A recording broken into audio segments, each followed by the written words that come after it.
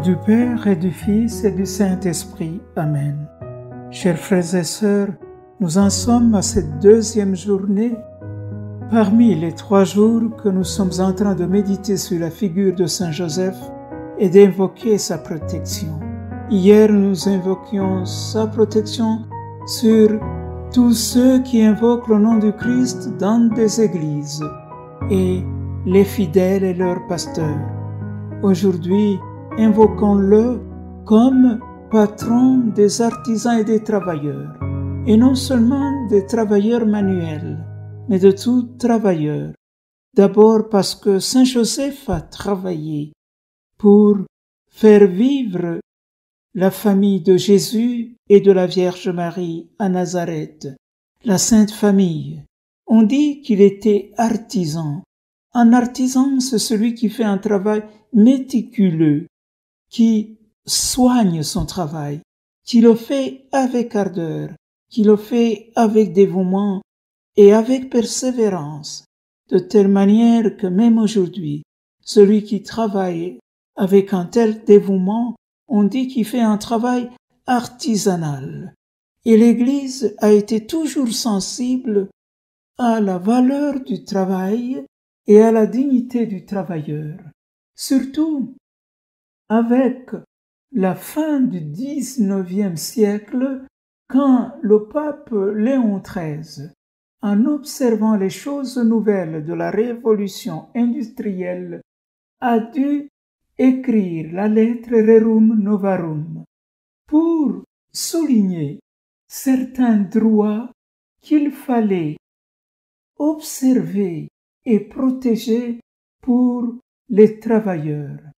D'abord, le droit à la limitation des heures de travail pour que les hommes, même si ce sont des travailleurs, soient traités comme des humains qu'on ne peut pas exploiter indéfiniment jusqu'à ce que s'affaiblisse leur corps par suite d'une fatigue excessive, mais que les contrats de travail doivent toujours considérer les forces dépensées dans le travail et octroyer un temps de congé.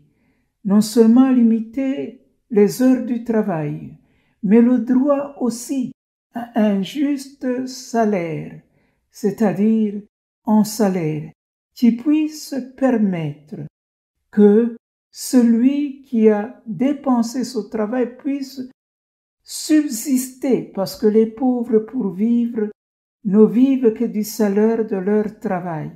Et non seulement survivre, mais aussi qu'il ait la dignité, lui et sa famille.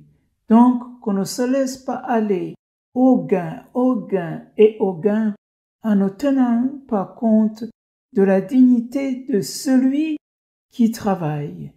Et, entre autres droits aussi, le droit pour tout travailleur d'accomplir son devoir religieux, ne pas négliger le temps dont le travailleur a besoin pour le culte, quelle que soit sa foi, parce que c'est ainsi que l'homme est considéré dans toutes ses dimensions, et d'autres droits que les papes successifs continueront à défendre pour les travailleurs.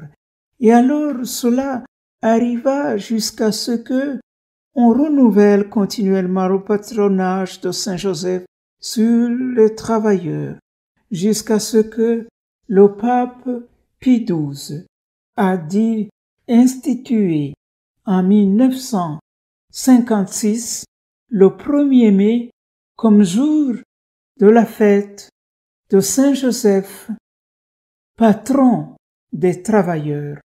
Et alors, nous allons encore reprendre sa prière, mais avant d'en arriver là, soulignons encore une dimension ô combien importante, la valeur du travail en tant que tel. Parce que si il y a le travail lié à la production, il y a aussi le travail humain.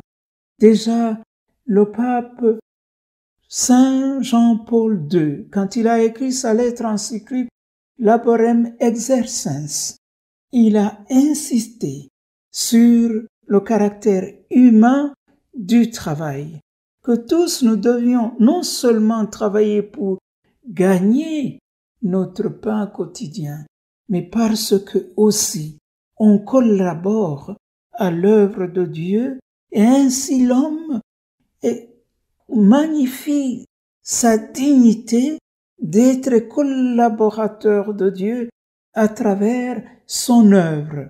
Non, ce n'est pas une machine qui exécute un travail qu'on pourrait physiquement calculer, mais c'est aussi quelqu'un qui marque de son sceau sa contribution à l'œuvre de Dieu qui continue dans l'histoire. Alors nous comprendrons quand le pape actuel parle du travail comme d'une vocation dans sa lettre aux jeunes, Christus vivit. Donc l'homme est appelé à travailler.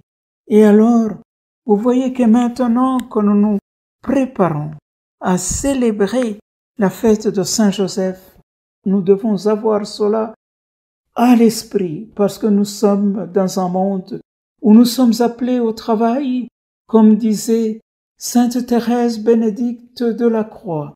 Nous sommes dans le monde pour servir l'humanité et la meilleure manière de le faire, c'est que chacun réalise un travail conformément aux prédispositions que le Seigneur a mises à lui.